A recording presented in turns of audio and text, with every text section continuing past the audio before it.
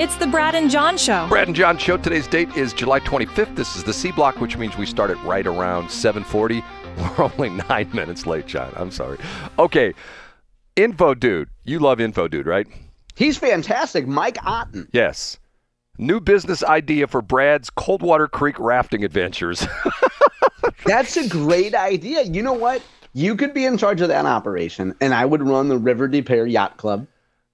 John, and we could have dual events. Years ago, there's a documentary, and I don't know if you've seen this or not. I think it's called Poop Cruise. Have you heard this documentary? And That's disgusting. I'm not making this up. Why is no one surprised that you would choose to watch that and I wouldn't? I haven't watched it, but I've heard about it, okay? And this is the documentary. I can't remember if this let me see, I'll pull it up here real quick. And was it a real documentary, or was it some Hoosier with a camera going down to the River de Pere? No. It was a real documentary. Here we go. The term poop cruise refers to the Carnival Triumph cruise ship incident in February 2013, where a fire caused a loss of power and plumbing, leading to unsanitary conditions. Okay, the ship went adrift because essentially all the power went out. They lost all propulsion on the whole bit.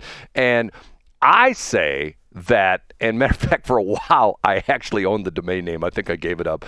I bought the domain name because I thought to myself, somebody's going to come along with this idea. And amazingly, nobody did. And the domain was Disaster Cruise. And my idea was that you have people that don't just want to have fun on a cruise.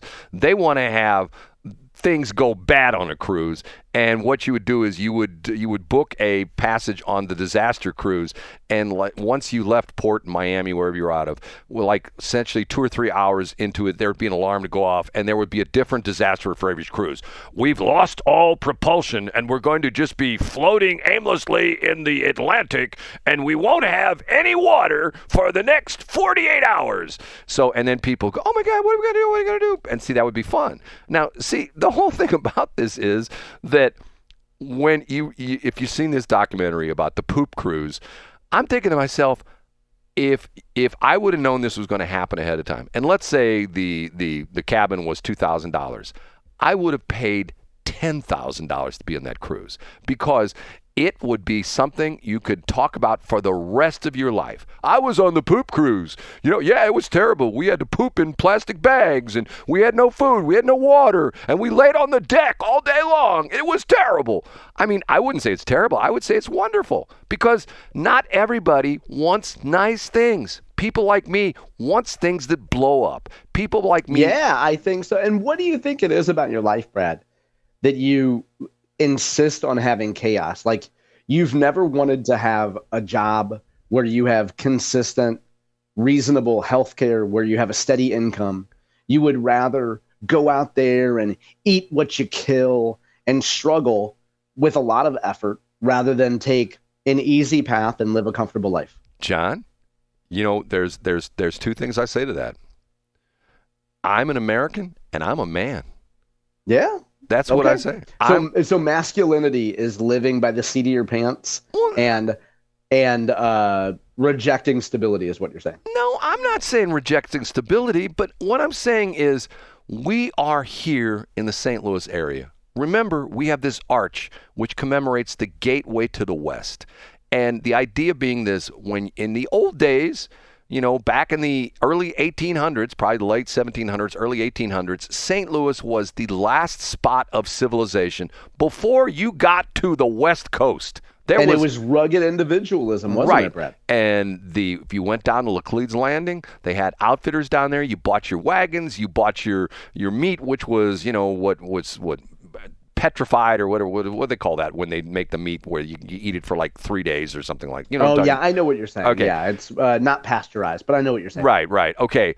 That's what happened back in the day. And you got in your covered wagon and you went out west. There was no 911. There was no roadside assistance from MoDOT. There was none of that. And you fought the elements. A big storm would come up. It might, tear up your wagons. The Indians might attack you. The robbers, the nasty robber barons. Right, the robber barons might attack you. And what you're saying, Brad, and what I would agree with, is that part of being a man is being comfortable taking risks and rejecting certainty for the idea of greater gain. And that's why we take risks, right? But John, by the same token, I don't go play in traffic on 270. And nobody said you did, Brad. I don't. I almost feel like I wish that there was some sort of a Gary Vee speech about this. I wish Gary Vee would somehow access his intellectualism and talk about where we've come as a society. I think I might tweet at him to see if he'll talk about it. John,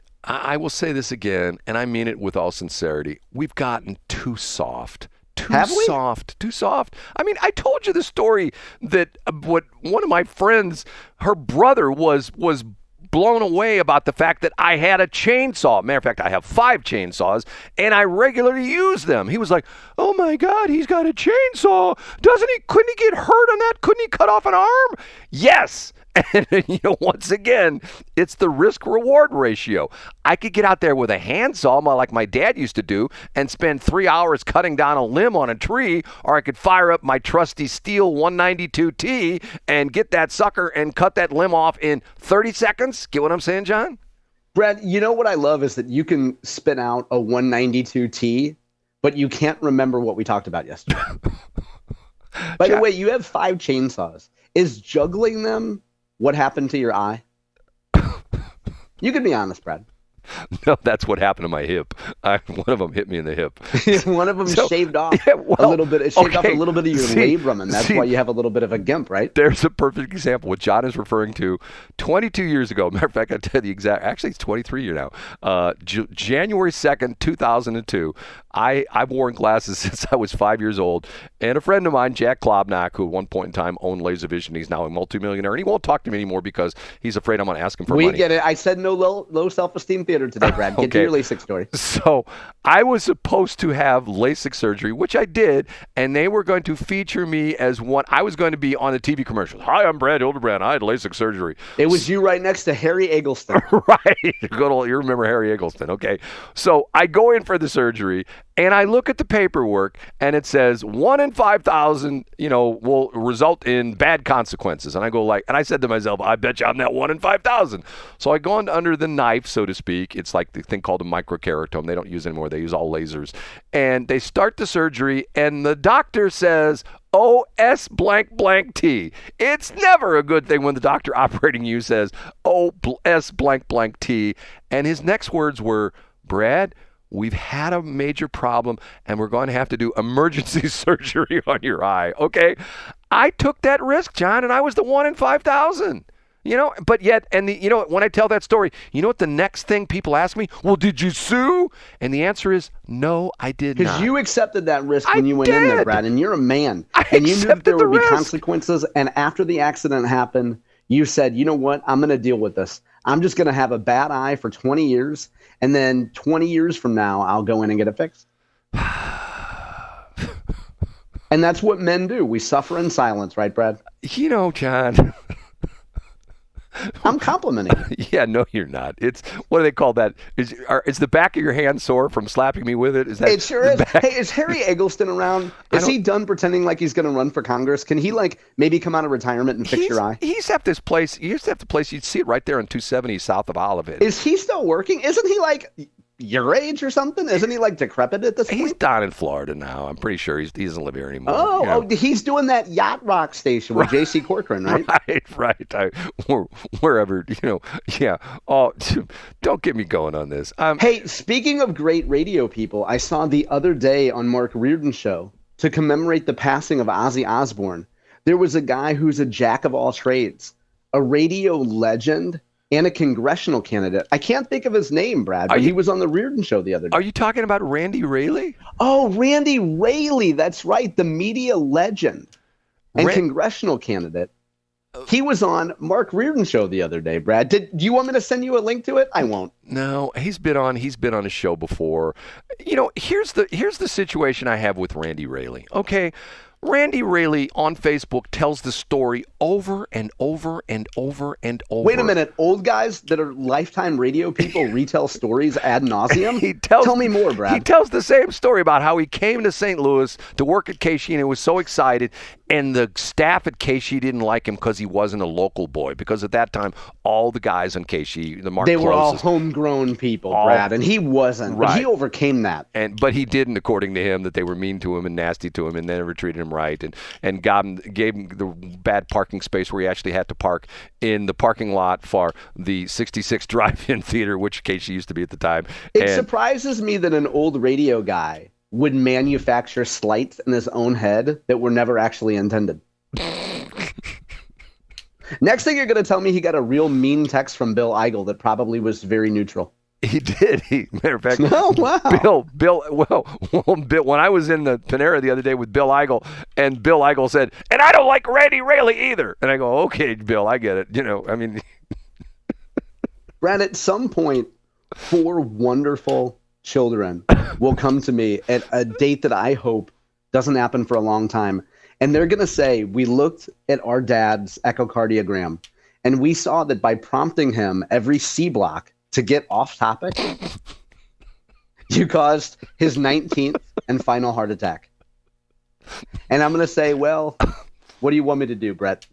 Well, John, my family does not listen to this show, and so they wouldn't know. Thank goodness for that. But my family members, each and every one of them, think that I've had at least one heart attack, and I've never had a heart attack. Now, why they got that idea, I do not know. But every once in a while, one of my family members will say, "Well, Dad, how was it when you had your heart attack?" And I just plain like, oh, man, it was terrible. I saw my life flash before my eyes. I've never had a heart attack. Yeah, I'm sure, Brad. That's believable. What? My favorite quote from any of your children ever is when you called your daughter, and she was not particularly happy about receiving the phone call at that exact moment. Right. And she simply said to you, when you tried to bait her about Joe Biden, she simply said, I don't want to be a part of this. She knows better. Well, she's an attorney, so that's right. Yeah, she knew that whatever trap you were setting for her, Brad, it was just best for her to politely decline. Right. She took the fifth on that one. So just like what all the people from the Biden administration, I take the Fifth Amendment on that. Okay, John. You know what? Tomorrow and Sunday are. They're going to be sad days because we're not going to have our 7 to 8 a.m. show together, Brad. Well, more importantly, because of the fact that I don't get insulted for 55 plus minutes by you, so I will miss that intensely. Okay, and by the way, for you left-wingers out there, be nice to the Tesla owners. They really are not polluting the environment. They're running around with their battery-powered cars. Don't yell at them. Essentially say, hey, we like it that you're driving that green mobile, and we're not happy about Elon Musk. But you know what? The better of two evils, or the better of two things, is that you are not polluting the environment, and yet, even though you're supporting Elon Musk, we still like you. That's my advice. What would, Brett, we got to tee something up real quick, though, even though we're over time. If I was in Los Angeles in 1991, and I was a fan of, I don't know, PCP and flopping around on the ground and getting a huge settlement, what would I say to those Elon Musk critics? Boy, you put me on the spot. I don't know if I could find that quick. Hold on a minute.